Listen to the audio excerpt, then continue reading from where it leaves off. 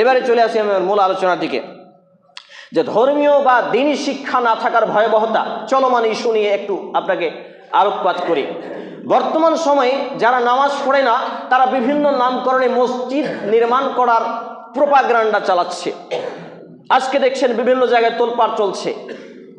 মসজিদে জেরা, রাসূল সাল্লাল্লাহু আলাইহি সাল্লামের সময়কালে দুই ধরনের মসজিদ পাওয়া যেত। একটা ছিল আল্লাহর সন্তুষ্টির জন্য মসজিদ, যেটা মুসলমানদের কল্যাণার্থে, আর একটা ছিল বিবাদীয় মসজিদ, যেটা মুসলমানদের অকল্যাণ, মসজিদে জেরা, যে মসজিদের নামাজ হবে না বলে রাসূল সাল্লাল্লাহু আলাইহি ওয়াসাল্লাম 1446 বছর পূর্বে জানিয়ে গেছেন।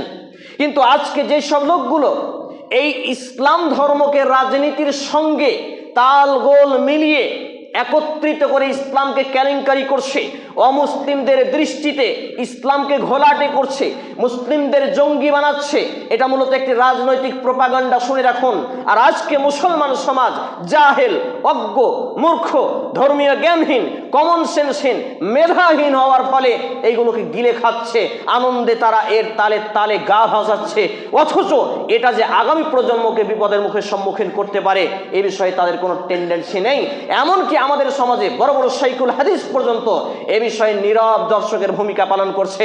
তারা মুখে কুলুপ পেটে আছে, আরে কুলুপ তাঁটার দরকার ছিল পেশাব করার পরে, কিন্তু আপনি মুখে কুলুপ ধরলেন কেন?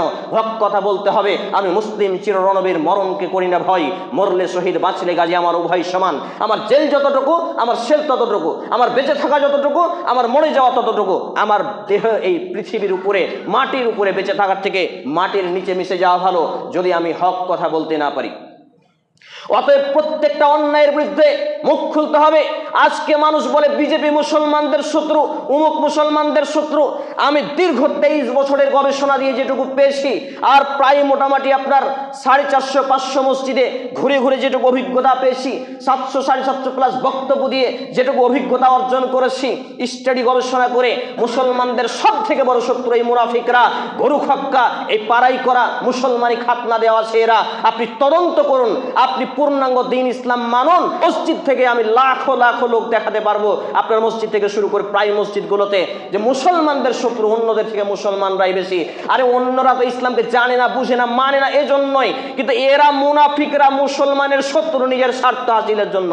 দেখতে পান না, একটা মদের এতে বিক্রি হয়ে যায় বোতলে, এক প্লেট বিরিয়ানিতে বিক্রি হয়ে যায়, একটা ক্ষমতার জন্য বিক্রি হয়ে যায়, রাজনৈতিক দলের চামচামি করতে গিয়ে বিক্রি হয়ে যায়।